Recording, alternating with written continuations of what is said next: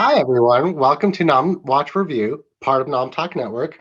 On the show, we review the latest film drop or throwback celebrating a milestone while eating and drinking our favorite movie snacks or drinks. I'm your host, Erric Ramirez, and tonight I am having some wonderful, wonderful carne asada fries, which are delicious. Ooh. If you haven't had them, please go out and get them if you can find them. Delicious. And I'm drinking a nice honey wheat, which is my other non-alc drink to have. But I am excited to introduce you to our guests. We're going to have quite the conversation about the movie that we're having tonight. But Michael, Julie, and Kenji, welcome. Kenji, go ahead and introduce yourself to everybody out there and say hello. And what are you drinking and snacking on? Hello, my name is Kenji. Also the Kenjinator. I am. I actually am logging on from just seeing Renfield. So I actually got myself a little bit of my refill on my icy, and I got a huge old tub of popcorn right now. So yeah, I'm doing good. Nice. I actually was about to bring my tub of popcorn too, but then I was hungrier than that. So, Jolie, say hello to everybody. What are you eating and drinking? Hello, I'm Julie. So I have some fun themed drinks and snacks tonight. So I have a picture of Dracula's blood, which is a reference from the movie. For those of you that have seen it, you'll know. So it's not alcoholic, actually. I don't really drink, so I made it like it's like a concoction of like different sparkling beverages that sounded like they'd be good together. I don't know. We'll see. And I have some bug gummies because also bugs and Renfield. And then for like some actual protein and like my actual dinner, I have some mini corn dogs and fries. Super healthy, I know. Oh yeah. No, I loved all your themedness for this movie. I do appreciate that. I did love the like themes that they did in this movie for that, and love that you're right on trend with your dress and your food and everything. Thank you. I do what I can. I like that one. Mike, go ahead and introduce yourself and what are you drinking and snacking on? Hi, I'm Mike, and I'm really hungry now because I've seen all your food and it's delicious looking. I just have chips, regular chips and water. I also got back from the theater, but I did not have popcorn. If I did, I would be snacking on that, but I missed out. So. No. The popcorn thing is a must every time I go to the movie theater. Yeah. So I have it's right upstairs. So, but thank you guys for being here. For everybody out there, what we are doing tonight and what we are discussing is the movie that just came out, Renfield, with Nicolas Cage. So before we get into this chat, I want to know like what your guys' expectations were for this movie, because Dracula is a huge franchise. Like we've had Dracula in the 20s, 40s, early 90s. We've had TV shows. We have TV shows based off of Dracula and vampires. What was your guys' expectation coming into this movie? We'll start out with you on this one, Mike. I was just expecting a lot of Nicolas Cage goofiness.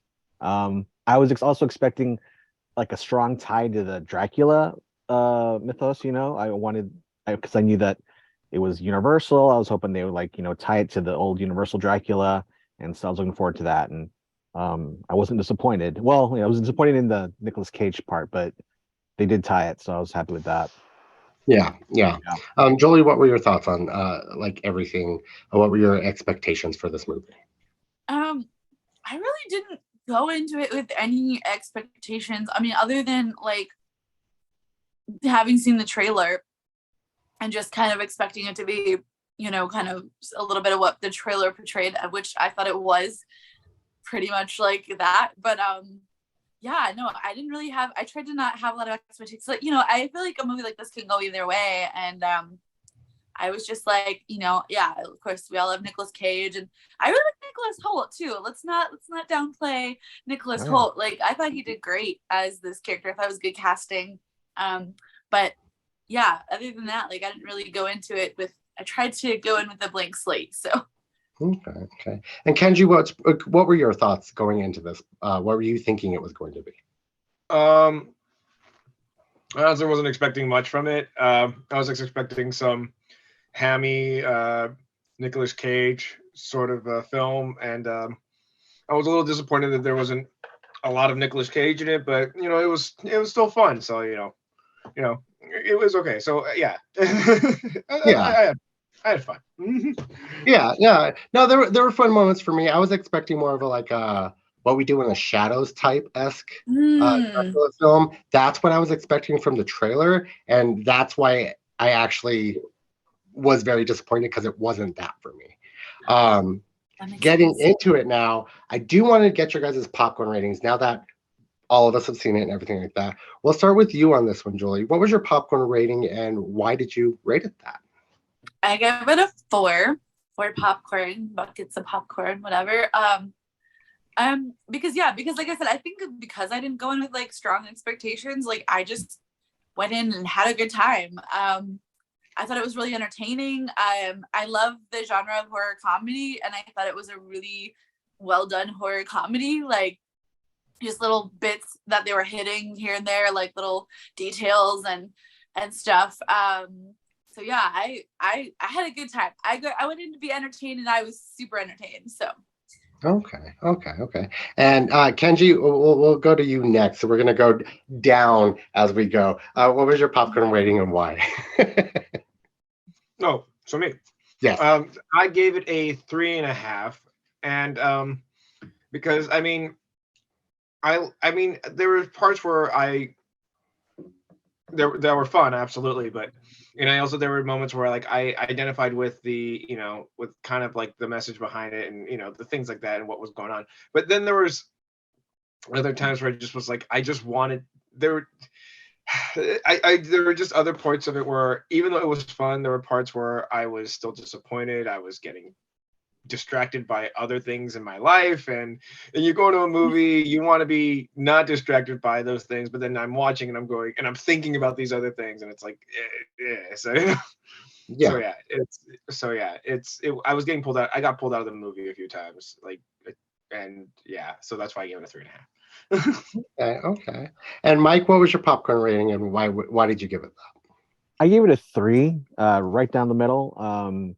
I could either take it or leave it. I was entertained to the point where like there were some good jokes that I was laughing at, which I wanted and I expected, and there were some things that just didn't hit for me, and I was kind of disappointed, and that kind of like bothered me a little bit. So it kind of started bringing my score down.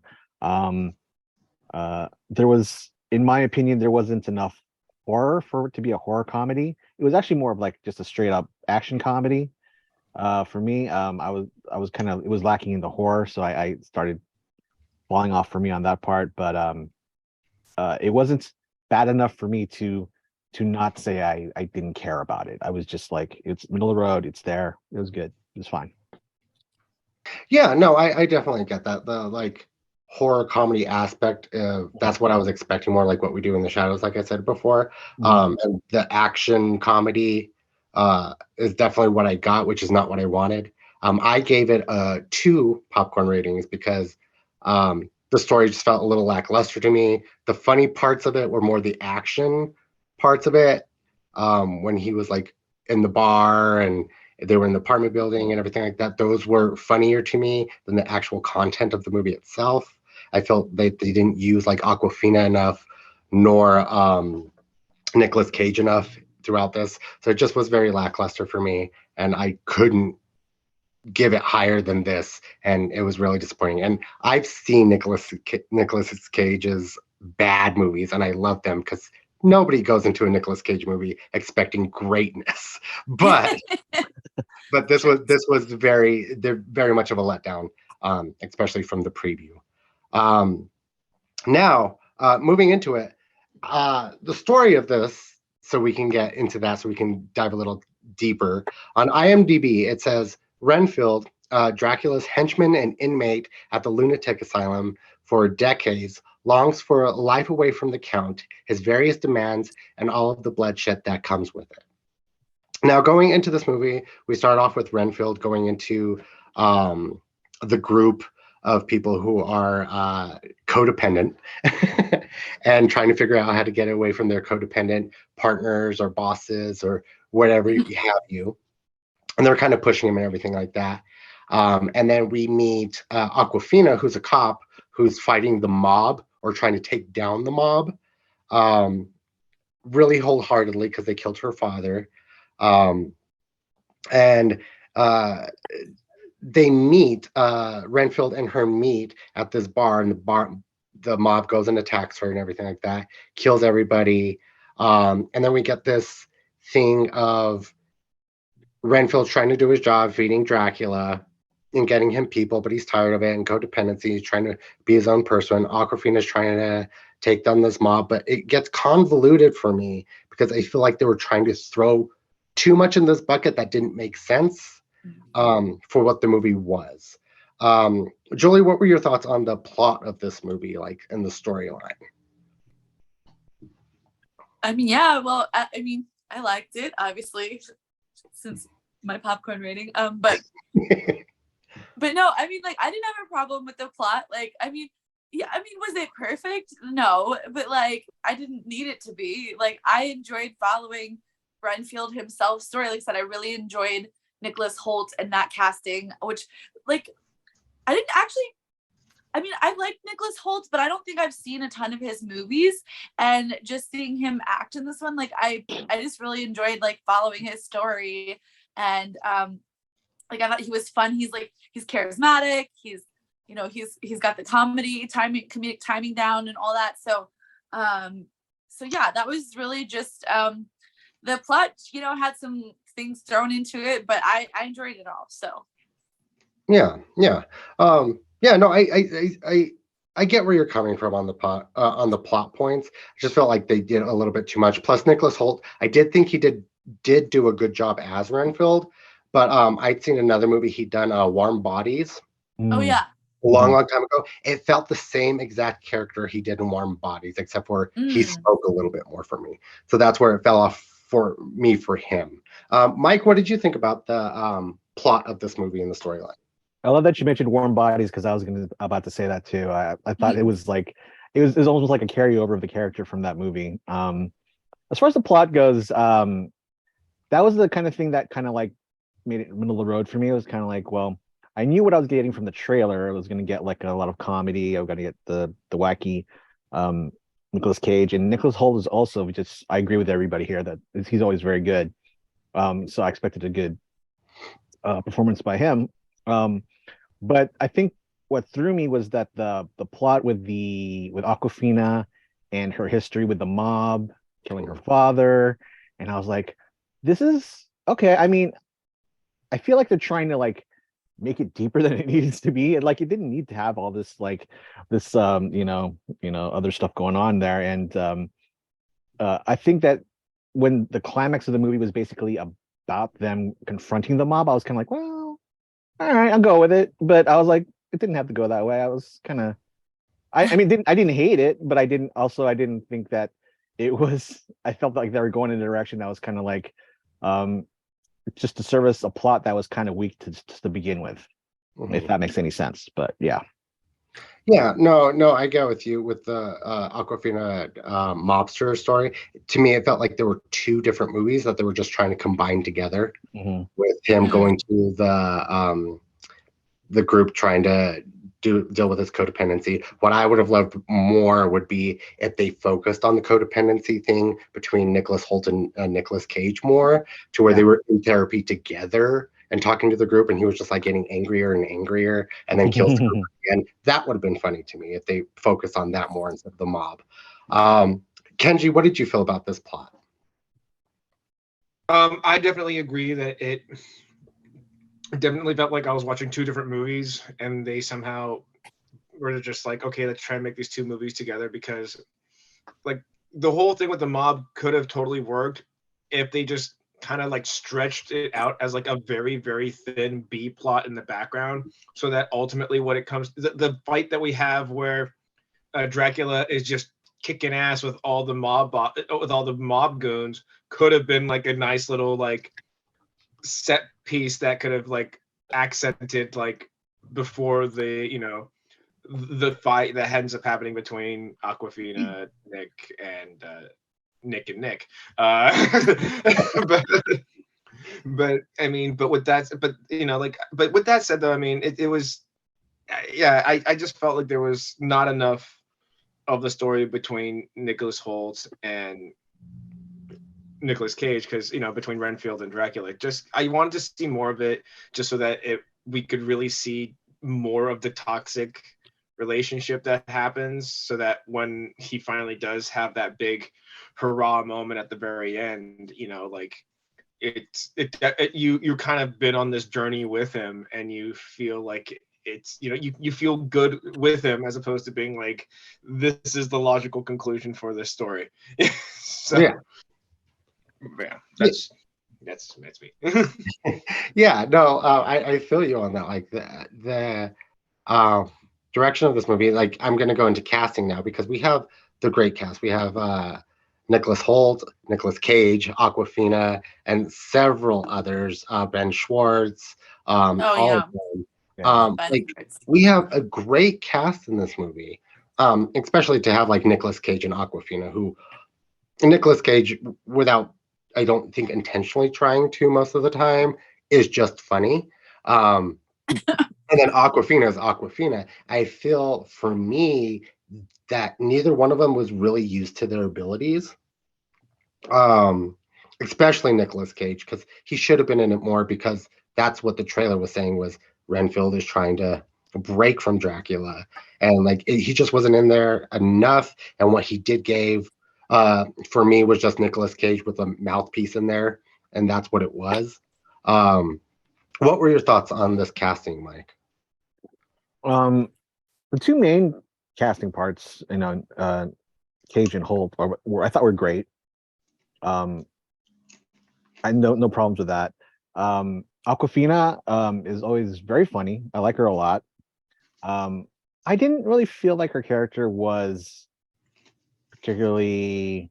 Maybe it was just the way they wrote the character, but I didn't feel like I bought her as this cop that's trying to uncover a big mob, you know, underground, you know, like try to bust this big mafia crime ring. So I don't, and I she can do action. I mean, she did it in Shang-Chi. And she did, her action scenes here were fairly believable, but I think it's just that I think her smart alecky kind of, like, you know, personality it didn't really fit the character. I would have liked a more like, I guess, was Amber Heard the one that was in Warm Bodies with, or no, it was someone else. But something like that, like a character like that, would have fit better, I think, in this part. Not as over the top funny. So, and Ben Schwartz was very underused. I thought he was great though, but I would have liked to see more of him. And yeah, I think that was the four main cast that I really gravitated towards in this one. Yeah. And for Warm Parties, it was Teresa Palmer.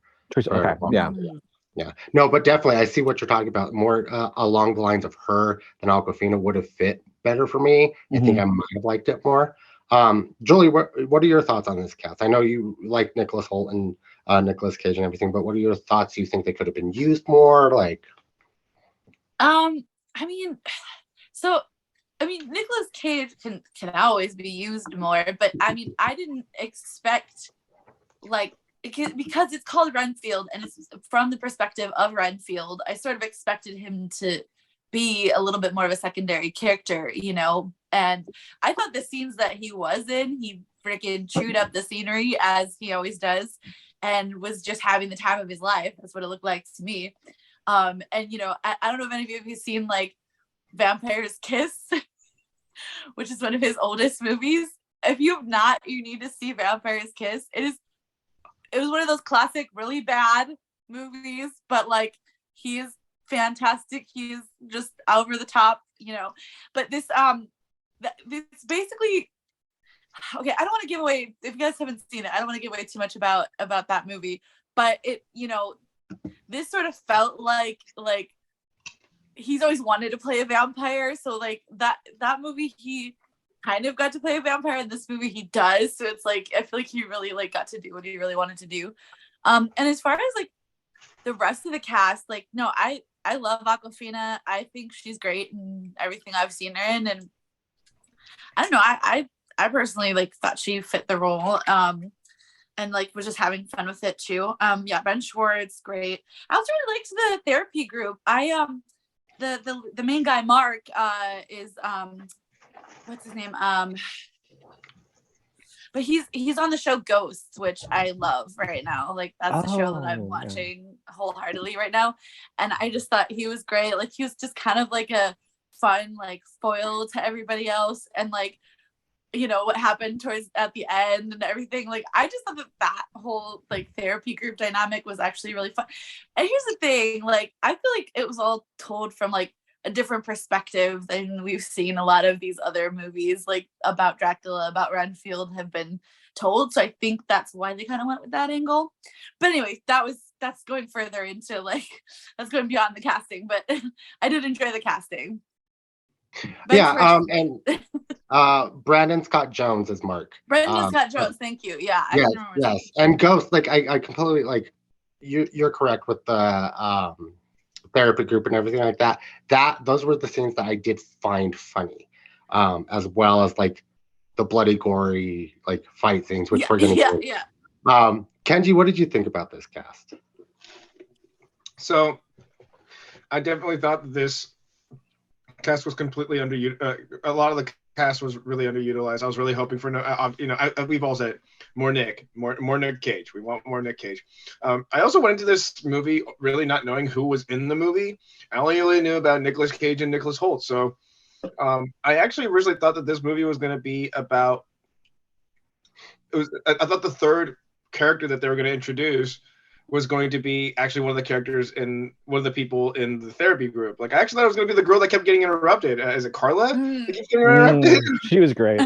Yeah. I thought it was going to be her originally, but like it ended up being like this much more different plot. Like I thought it was going to be like, oh, she ends up noticing that like a bunch of the members of the group keep leaving because mysteriously the people that are toxic in their lives just keep leaving. So she kind of notices like maybe she like follows Renfield and she like witnesses him like just completely just 86 some dude and she's just like, oh my god, and then that's how she like finds out his secret and all that stuff. Like but then that would have been fun, but like we got a different story instead. I mean I will say like I didn't think like I mean I understand that there's probably like a desire to probably not always do like the same comedy tropes that you're known for doing, but like I felt like Aquafina's comedy like abilities were probably underutilized. Like I mean there were also some times that I also felt like the way that she would hold a gun, I was like, you're very not convincing as a police officer. Yeah, but, I agree. But I'm right there with you. Plus I never actually noticed how bad Aquafina's posture is. Like I think I've noticed before, but in this with like the gun and everything, she was just like, I'm like, what's going on? You're not as funny as you normally are. They're not utilizing you. Like, what's going on? But I did want to bring up as well. So the director, Chris McKay, says that he originally intended this movie to be like a direct sequel from the Dracula 1931 film. Like from that to this, based off of what we've all now watched. I don't know if you guys have seen the 1931 Dracula. If not, definitely see it. Do you think he accomplished this at any point? We'll start with you on this, Mike. Yeah, I mean, and it's basically it's right in the movie. Like they take scenes from the original Dracula. If no one has seen it, those are actually scenes from Dracula, just with Nicolas Cage and Nicholas Hoult and the characters. So that's what I loved about it. I thought that was great. I was hoping they would have some sort of a loose tie-in with it, and they did a direct tie-in with it. And so I was like, oh, this is perfect.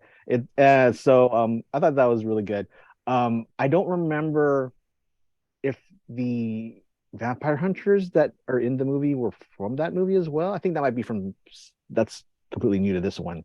But as far as I know, that's the only scenes that were taken from the original movie, or were the ones with Nicholas and Nick. But I thought that was a great idea to like tie it together with that, because he's not playing like a random master vampire. He's playing Dracula, and everybody knows that Dracula as that's what they think of Bela Lugosi as Dracula, and he's paying homage to the Bela Lugosi character. He even in those flashback scenes, he kind of like sounds like him too. Yeah. Which was, I thought it was great. So yeah, I mean, that worked for me. It was actually the highlight of the movie for me, and I liked that Renfield was telling the story also, because it is called Renfield. He's telling the story, and it's basically Dracula from his perspective. I'm like, oh, there you go, perfect. Yeah, no, I definitely with those little like the stair scene where he's just like, Yeah. no, like I love those little connections as well with it. Kenji, what were your thoughts? Do you think they tied that in well? I mean, And to be updated fair, it well. to be fair, if it weren't for them showing like those direct scenes from the original film being reenacted, like Forrest Gump style, like I don't think I would not have known that from just the story in and of itself. Like, I mean, it's great that we actually have that backstory, and they showed it that way, because unless you've really actually seen that the Bela Lugosi version, like you'll forget that Renfield was there. So like everyone remembers Bela Lugosi as as Dracula. No one remembers who the other guy is. No one remembers. So like, I mean, I'm sure props to the person who did play him. I'm not trying to like to downplay what he did, but that's what I'm saying. It's like a lot of people don't remember the character of Renfield, so I'm glad that there was like a bit of a refresh in it. But if it weren't for those direct reenactments, I don't know if it would have been, it would have come across that way.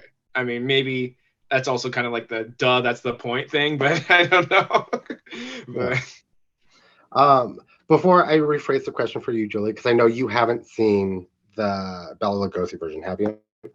I don't think I have. I think I've seen clips of it. I think I've seen, or like it's been on TV and I've seen like parts of it, like caught the end of it or something, but I don't think I've, and it's been, if that's the case, even it's been a long time. So yeah, I don't think I know enough about it to really like know how much of it was referenced. Just what I know of other people were saying. Like I was actually talking to somebody about this last night. They were telling me that, and I didn't even realize that. And I was like, oh, that's really cool.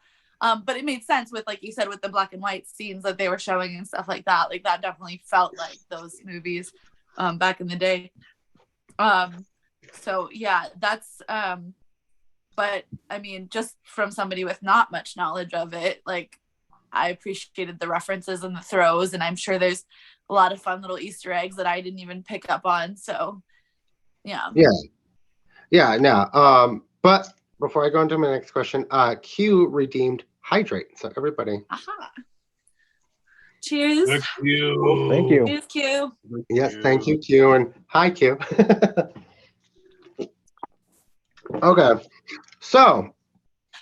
So apparently the guy who played Renfield in the original was Dwight Fye, according to our. Oh yeah, I just asked. Thanks, according to our wonderful producer. So thank you. Yes. So I apologize to the Fye estate. I apologize for the bad mouthing I just did. I apologize.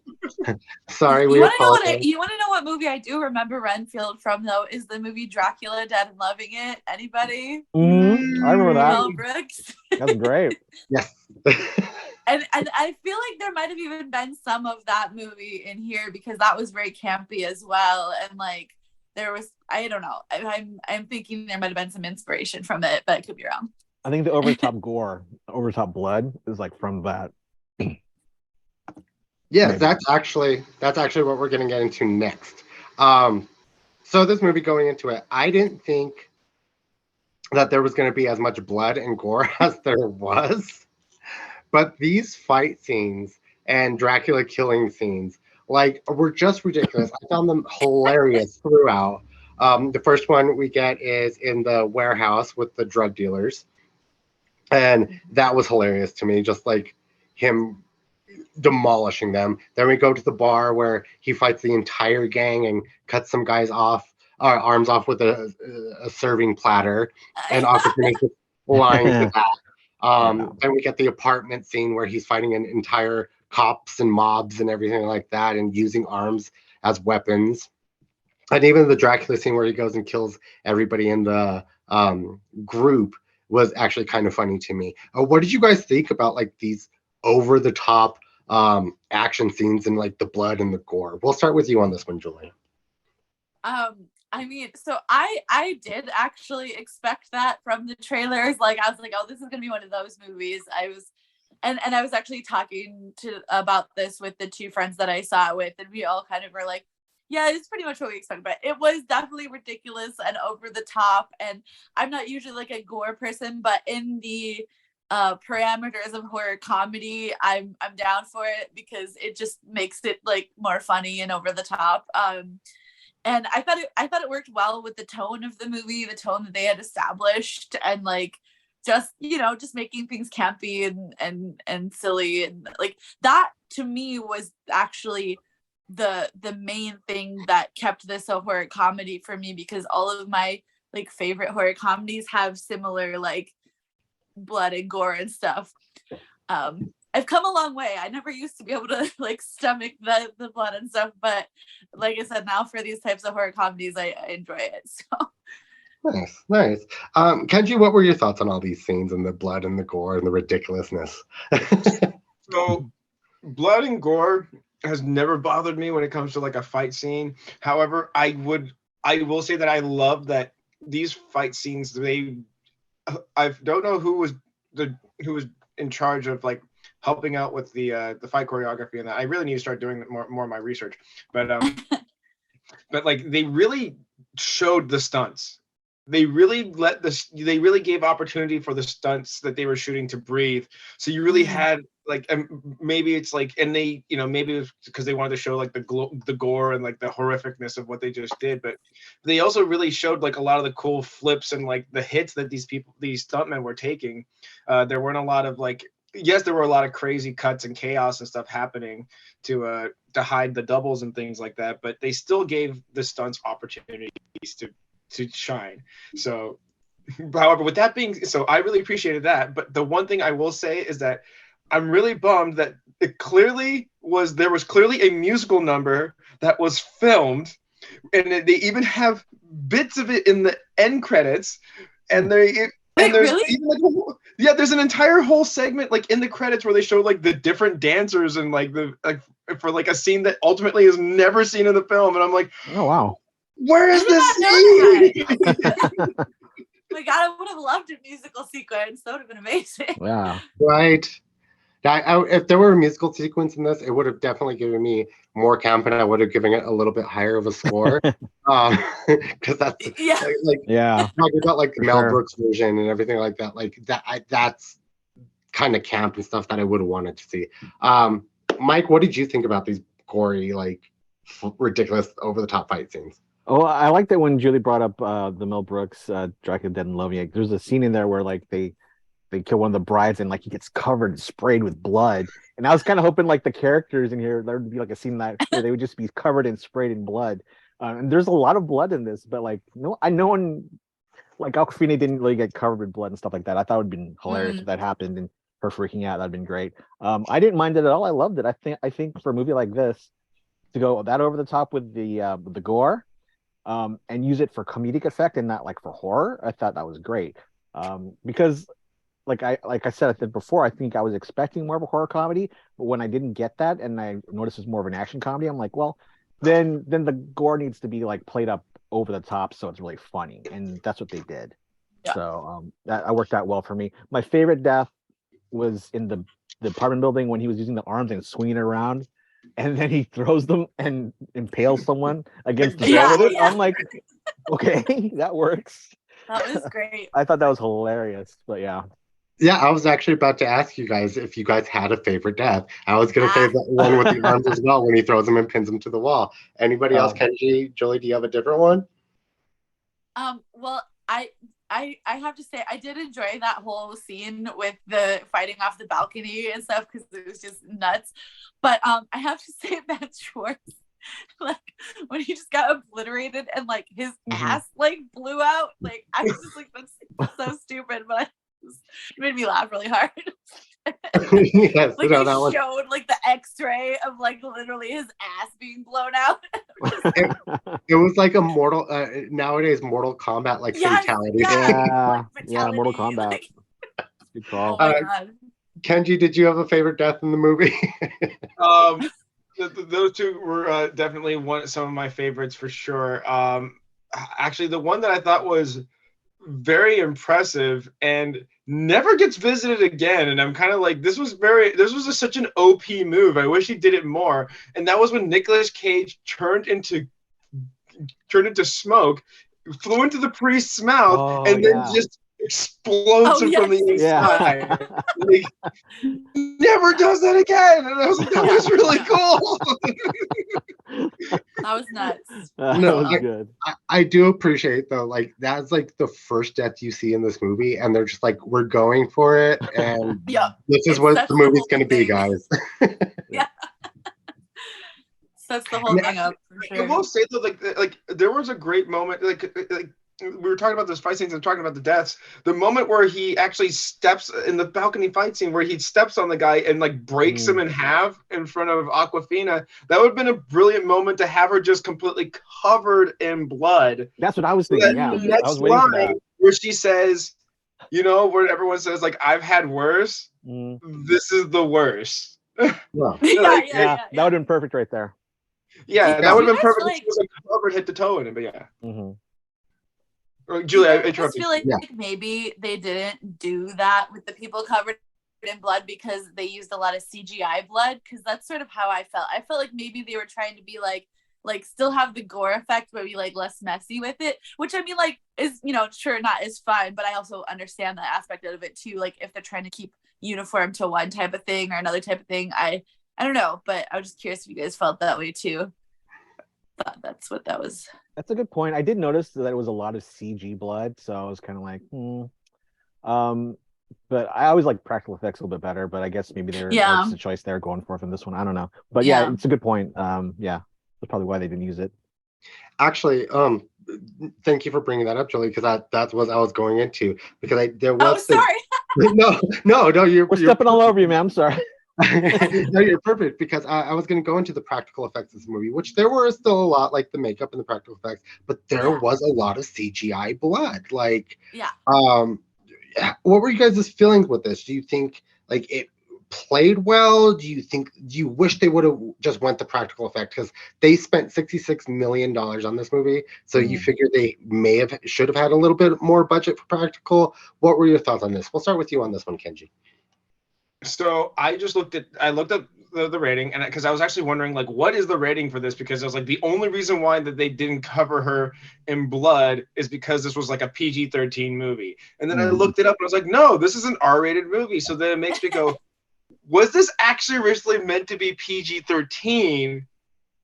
And then so they did it with like a bunch of things with like without a lot of blood, like only like a little bit of practical blood, but then like after they tried to like do like their PG-13 version and they were told no, it's gonna be R, they're like, oh, well, I guess we should make it really bloody if we're already gonna get the R rating. So like, I mean, that's what it almost feels like an afterthought to make it all bloody. But I mean, I did like that there was a lot of practical stuff that was done. I mean, clearly that hospital set was practical and like beautifully done, like with the blood bags like hanging around and stuff. I mean, I feel say like with the budget that it has, it almost makes me think, was the budget all because they're like, oh shoot, now we gotta make CG blood. We gotta make a lot of CG blood, guys. Like that's where that's what I'm putting the budget. It's just all the CG blood that was used. But I mean, and obviously like there's some. I love that there was like the visual effects that they really used though wasn't crazy though. Like, you know, like I like that there wasn't a lot of like over the top, like look how amazing we made this thing look CGI. It was very much like a lot of practical. I love the face makeup that they gave Nicolas Cage for when he's like at the beginning of the film. Not the very, very beginning, but when we get to like modern day and it's like depowered, imperfect Dracula, we'll call it. But yeah, I mean, I always would love to see more practical effects for sure. Like definitely, like, and but yeah, blood is one of those things where it's always hard to clean up afterwards, especially when you're filming on a location. Yeah. So that's probably another reason why they didn't do a lot of like physical blood. But anyway. Yeah. Eric completely understands where you're coming from. And if you guys can't tell at this moment, I was just going to say, after we get third person. Eric and the rest of us are now going into third person. Thank you, Q. Great. Dodge that. And you just dodged that one. Eric is going to try and take most of this for you guys. Mikey is grateful. Eric does feel like the CGI was more of an afterthought, like Kenji was saying. That they were trying to go for a lower rating movie and then found out that they weren't going to get that because of the scene where he does kill oh crap, I just forgot his name. What's his name? Give me one moment. Ben Schwartz, where he kills Ben Schwartz.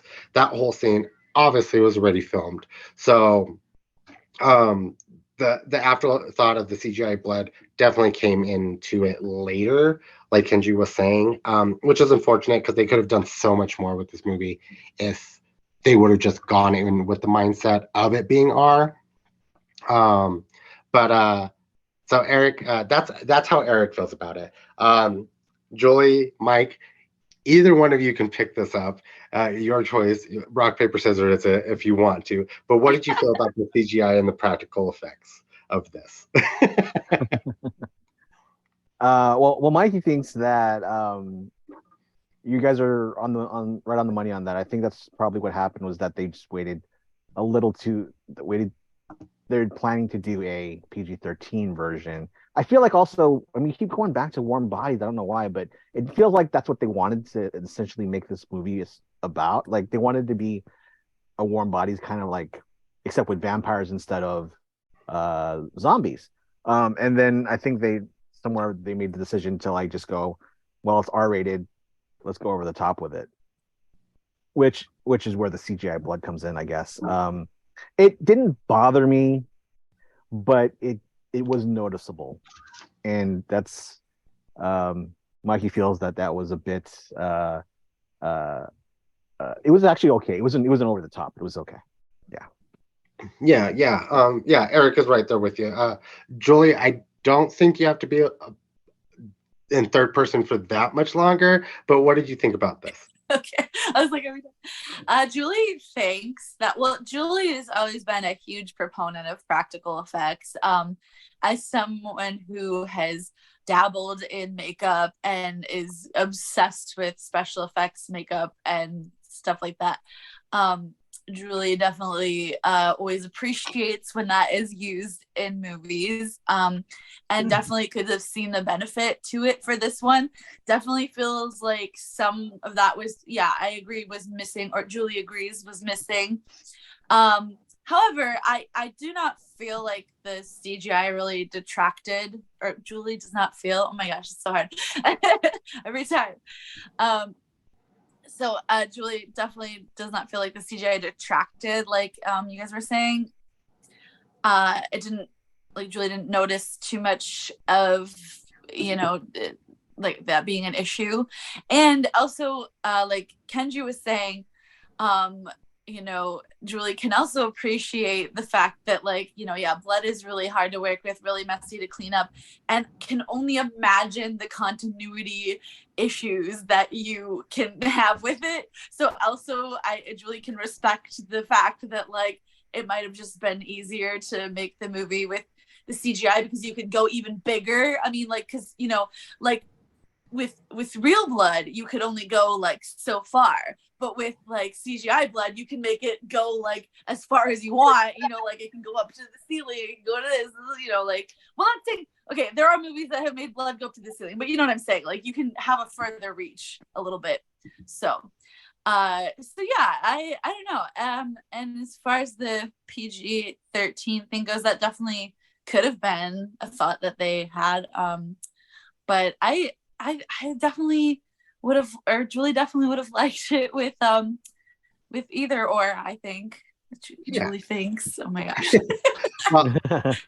Well, Julie, you actually just between me, you, and Mike, we got through third person together. Kenji, you just lucked out. Good job, everybody. But the CGI and everything about that, it was kind of PG-13 rating. But we are getting towards the end of this, so I want to get you guys' like final thoughts on this movie. What you guys thought was maybe missing, what you wanted more of, what you loved about this film, and would you recommend this film to other people? We'll start with you on this one, Mike. Okay, so final thoughts on this movie. I think that going into it, if you go into it expecting a really funny, entertaining, take on the vampire, his story, the Dracula story in particular, you'll be entertained. You'll enjoy it. If you are expecting something kind of like darker, more like from what was that? The Shadows.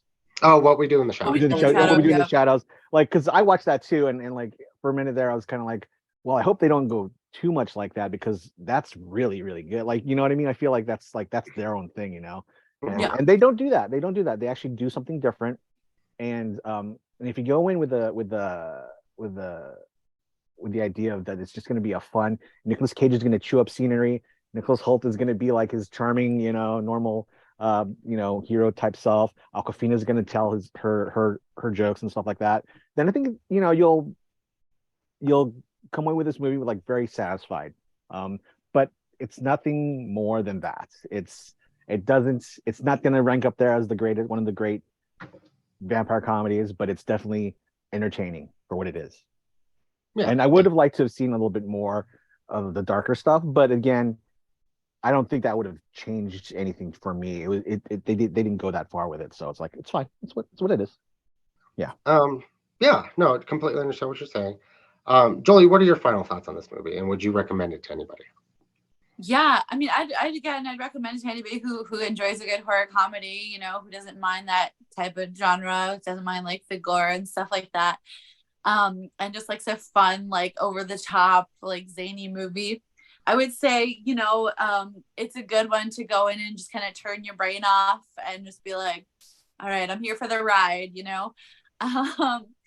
Yeah, as far as like things I wanted more of, well, I think we've already, what we've talked about, like, yeah, I would have liked a little more Nicolas Cage, but it didn't bother me because it wasn't, it wasn't his movie. It was like, he was a key part in it, but he wasn't like the main attraction because this was a different story. And I really enjoyed, I thought it was a fresh take on everything. Like I said, the group therapy thing is something I hadn't seen before. They wanted to go different directions with it, and I personally appreciated that. And that set up some really funny jokes like later on. And some more practical blood like we talked about. But those were the only two things for me personally that I thought I needed more of. I just, like I said, I just went in for the ride. I had a good ride. I was entertained, and yeah. So. Yeah. Kenji, what are your final thoughts on this film? So the only final thoughts that I've been having this entire time is here's how I would rewrite this movie. That's fair.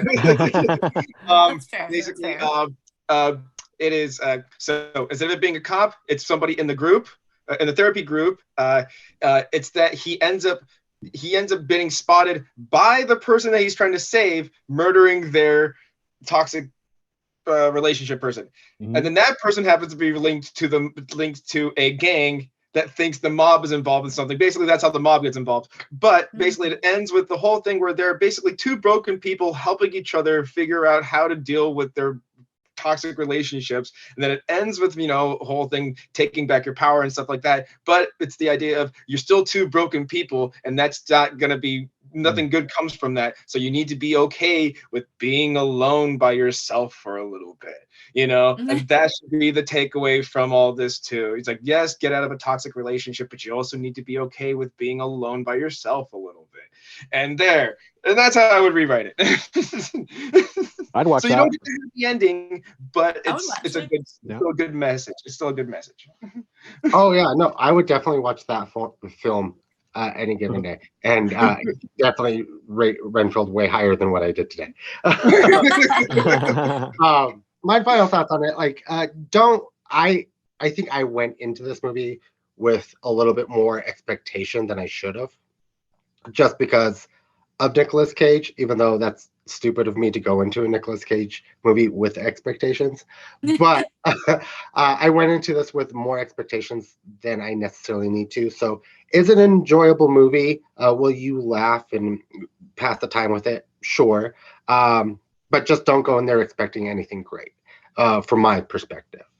But that is all the time that we have tonight, guys. I definitely want to thank you guys for being here and discussing Renfield with me and getting into everything. But I want to want you guys to let everybody know out there where they can find you, what you guys are doing. We'll start with you on Julie.